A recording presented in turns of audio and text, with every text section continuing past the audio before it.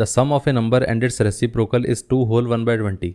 The number is, basically यहाँ पर कहा गया है कि हमारे पास एक नंबर है, उसके साथ साथ उसका जो रेसिप्रोकल है, इन दोनों का अगर हम सम करके देखते हैं तो वो कितना आता है, 2 होल 1/20 आता है। तो यहाँ पर हमें बताना है कि ये नंबर कितना आएगा, मतलब यहाँ पर हमें x की वैल्यू बतानी है कितनी आएगी।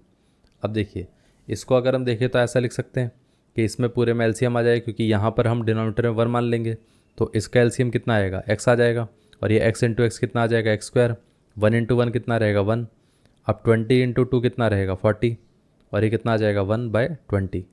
अब यहाँ पे कितना आ जाएगा, एक्स स्क्वायर प्लस 1। इसको अगर हम क्रॉस मल्टीप्लाई करें तो ये 20 आ जाएगा। अब ये कितना आएगा, 41 इंटू एक्स। अब इसको अगर हम मल्टीप्लाई करें तो 20x स्क्वायर प्लस 20, और ये कितना आ जाएगा, 41x। अब ये 41 इस तरफ आ सकता है तो यहाँ पर ये कितना आएगा, 20x square minus 41x plus 20 is equal to 0। अब यहाँ पर अगर हम ध्यान से देखें तो इस पूरे पार्ट को हम मिडिल टर्म स्प्लिटिंग मेथड से सॉल्व कर सकते हैं। करना क्या पड़ेगा, हमें ऐसे दो नंबर्स में इसको स्प्लिट करना है जिनका सम क्या होना चाहिए, माइनस का 41, और साथ में जिनका जो प्रोडक्ट है वो क्या होना चाहिए, वो होना चाहिए 20 into 20 which is 20 into 20 which is 400। अब देखिए, अगर हम 400 के फैक्टर करके देखें तो वो कितना आता है, 4 इंटू 100। इसको फर्दर फैक्टराइज करेंगे तो 4 इंटू 4 इंटू 25। 4 इंटू 4 कितना होता है, 16, और ये आ गया 25। 16 और 25 को ऐड करेंगे तो 41 आता है। अब क्योंकि हमें माइनस चाहिए तो यहाँ पर भी माइनस ले लेते हैं, यहाँ पर भी। दोनों का मल्टीप्लिकेशन तो अब भी पॉजिटिव रहेगा, लेकिन इनका जो एडिशन है वो कितना रहेगा, वो माइनस का 41 रहेगा। अब देखिए, इसको हम ऐसे लिख सकते हैं, माइनस का 16x और माइनस का 25x, और ये कितना आ गया, बाकी का बचा हुआ प्लस का 20, और ये कितना आ जाएगा, 20 का x square is equal to 0। इसमें से अगर हम देखें तो 4x कॉमन आ सकता है, तो बचेगा क्या, 5x माइनस 4।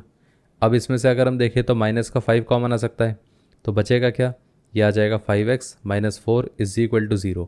अब 5x माइनस 4 पूरे में कॉमन आ सकता है, तो बचेगा क्या, यहाँ से बचेगा 4x, और ये कितना आ जाएगा, माइनस का 5 इज इक्वल टू 0।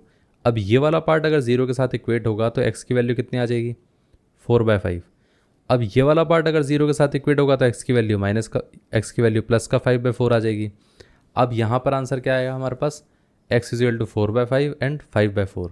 तो मतलब x की वैल्यू या तो 4/5 हो सकती है या तो फिर 5/4 हो सकती है। तो आंसर क्या होना चाहिए, ये होना चाहिए 5/4 हो सकती है या 4/5। तो आंसर होगा ऑप्शन ए। अब एक तरीका तो ये है इस तरीके से इसको सॉल्व करने का।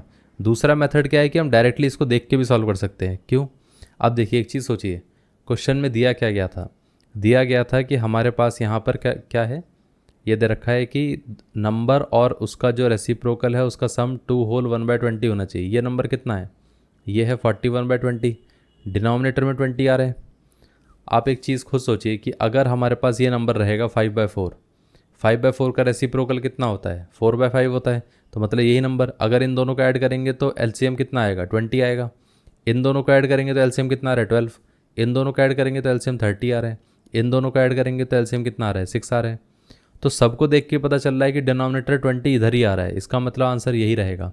तो बिना सॉल्व करे भी हम देख के ही बता सकते थे कि आंसर क्या रहेगा। इतना क्लियर है। तो मैंने आपको प्रोसीजर से ही बता दिया, मैंने आपको ये भी बता दिया कि सीधा आप व्यू करके भी बता सकते हो कि आंसर क्या रहेगा, कौन सा आंसर होना चाहिए। ये पार्ट क्लियर हो गया। तो ये आंसर था।